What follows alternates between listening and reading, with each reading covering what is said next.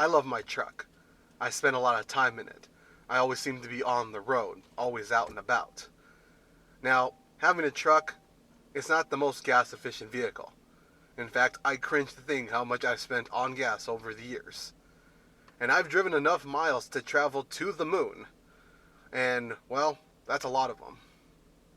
But I'm always the most popular guy when it comes to whenever someone needs something moved. And I remember I was terrified when I first went on the freeway.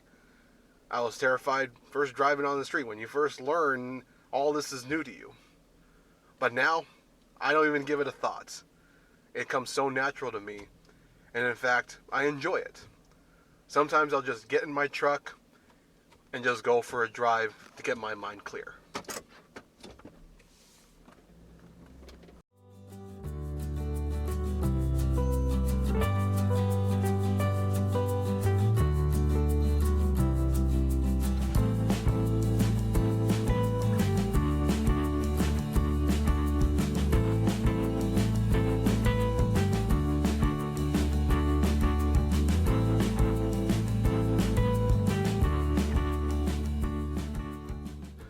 Well, first off, have to make a quick stop here at the gas station.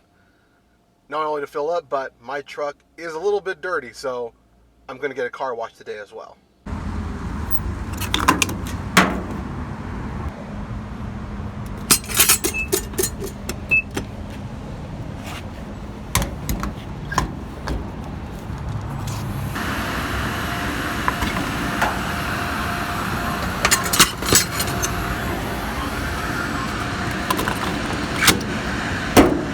Well, there's quite a bit of a line for the car wash, but I already paid for it, so I'm going to be waiting for about a minute or so.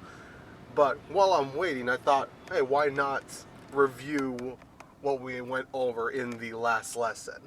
In the last lesson, you would recall that we went over a quick, I would say, view of all of the miracles that Jesus did after finding his first 4 disciples.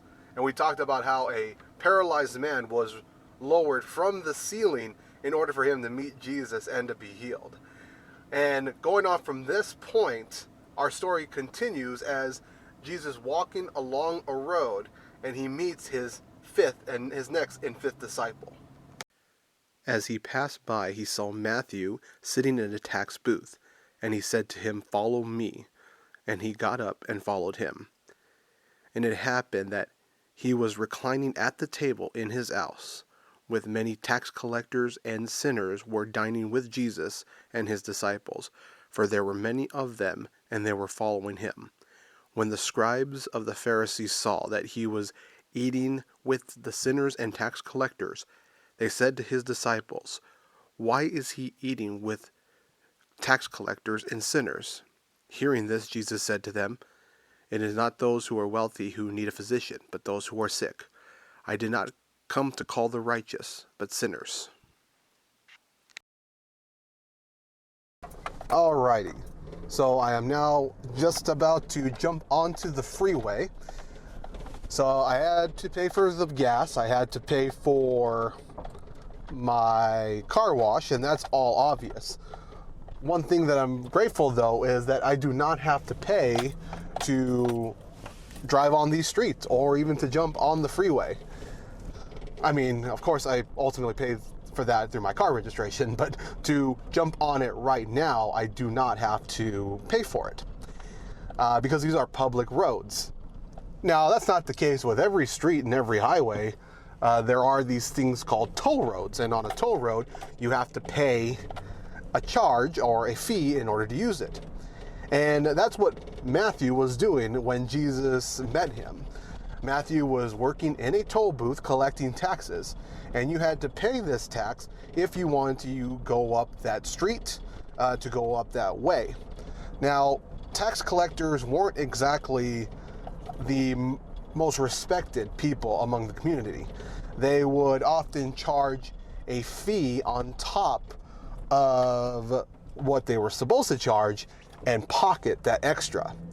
So they were seen as corrupt. But Jesus invited Matthew to a dinner, along with his disciples.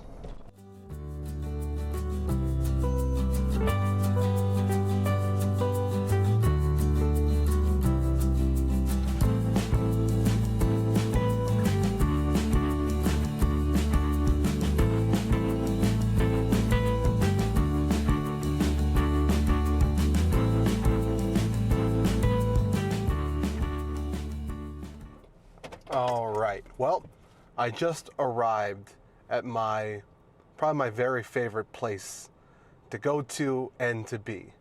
And I'm excited to share that with you next week. But in conclusion, when Jesus had this tax collector come and share a table with him, there was also all these Pharisees, scribes, and religious leaders present.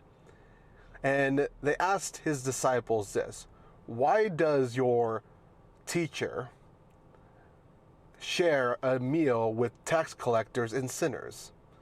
And Jesus heard this, and knowing their heart, he said this, that it is not those who are well that need a doctor, but those who are sick.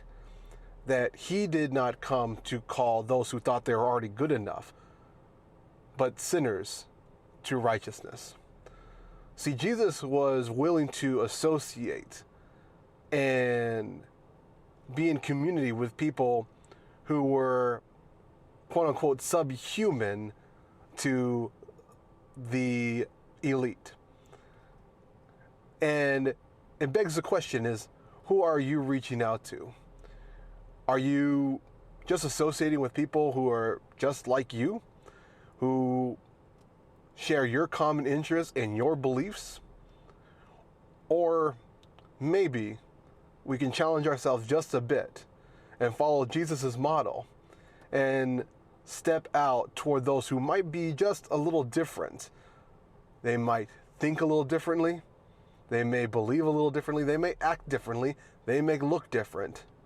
But regardless of what the differences may be, we stretch out a hand of fellowship and love to them, regardless of what other people may think.